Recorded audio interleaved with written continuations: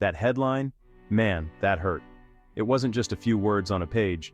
It felt like a punch to the chest, a message that stung deeper than most. Sometimes you wake up, read the news, and it just hits you right in the gut. It's like the world is telling you who you are before you even get out of bed. The headline was everywhere. Global study finds Filipino youth lagging in English proficiency. It was on every screen, every feed, every breakfast table. You couldn't escape it.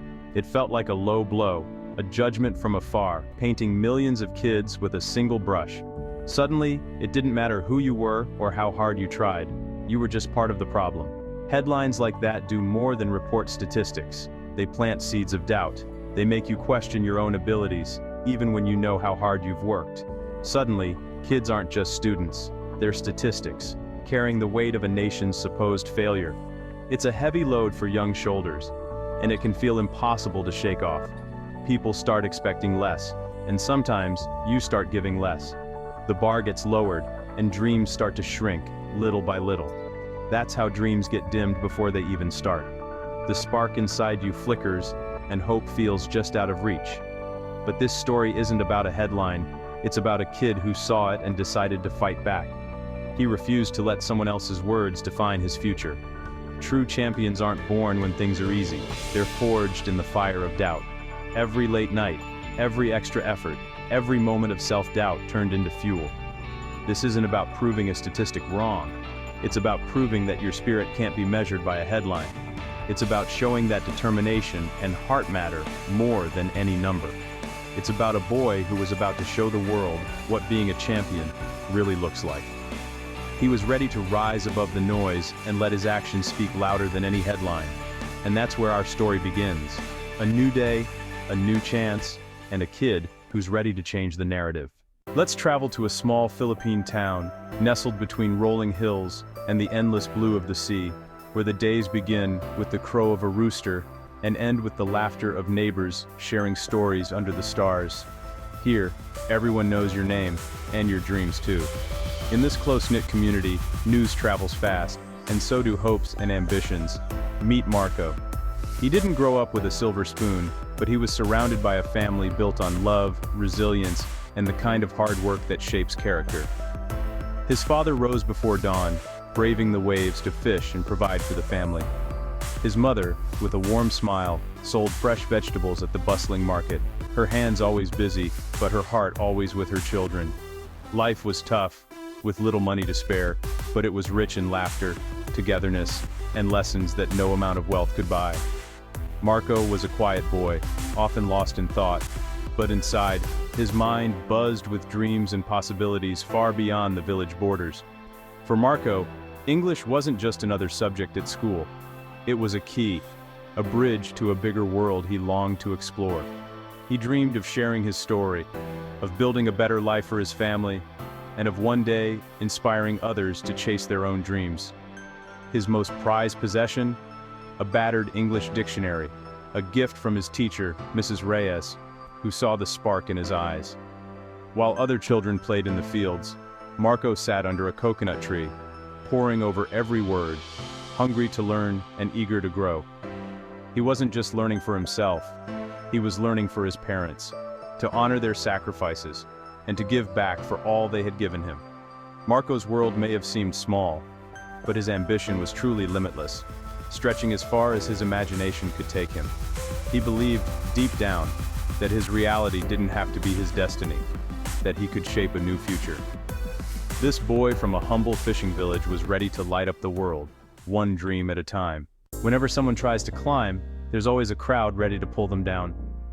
Marco faced doubt not just from headlines, but from his own village. Why English? They'd mutter. He should learn to fish. Even kids teased him. Look at Marco, the little American. In their eyes, English was for rich city kids, not a fisherman's son. Doubt is poison to a dream, but Marco's fire only grew hotter. Every snicker, every whisper was another log on his fire. He could have given up, accepted their version of his future. But deep down, a voice urged him, prove them wrong. He rattled the bars of their expectations every time he opened his book. Doubt can crush you or build you. Marco chose to let it build him. He was determined to prove them all wrong. One day, Marco's courage was put to the test. He practiced an English phrase, eager to share it with older boys in the village. "Good morning. It is a very fine day," he said, beaming. Silence. Then cruel laughter. "He sounds like a broken radio," they mocked. Marco's pride evaporated, replaced by shame. He ran home, tears stinging his eyes. That laughter was more than noise, it was a verdict. He wanted to tear up his dictionary, to give up. That night he couldn't eat or talk. The memory replayed in his mind. This is where many dreams die, at the crossroads of ridicule and hope. You can let laughter become the soundtrack of your failure, or you can silence it. In the darkness, a spark of defiance glowed. The laughter hurt, but it hadn't broken him. Not yet. After a night of shame, something shifted in Marco. The sting of laughter was still there, but now it fueled his determination. He decided never to let anyone make him feel small again. Their laughter wasn't about him, it was about their own limits. Every time he wanted to quit, he remembered their mockery and worked harder. He trained in private, like a boxer before a big fight. He promised himself, next time, they wouldn't laugh, they'd listen. That painful moment became his greatest motivator. The dictionary became his weapon, his tool for building a new reality. He wasn't just a dreamer now, he was a fighter. He would master English so completely that his voice would drown out all doubt. The pain didn't break him, it made him. Marco was ready to take on the world, one word at a time. Every hero needs a guide. For Marco, it was Mrs. Reyes. She saw his fire when others saw obsession. After the laughter incident, she noticed Marco's light had dimmed. She pulled him aside. "Their laughter means nothing. Your accent is part of you. Your goal isn't to sound American.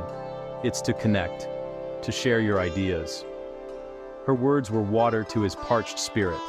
She gave him extra lessons, not just grammar, but storytelling. She encouraged him to speak from the heart, not to chase perfection. At home, Marco practiced speeches in front of a cracked mirror. He told stories of his family, his village, his dreams. He wasn't just reciting words, he was painting pictures. With Mrs. Reyes' guidance, Marco found his voice. He wasn't just learning English, he was learning to be heard. And that changed everything.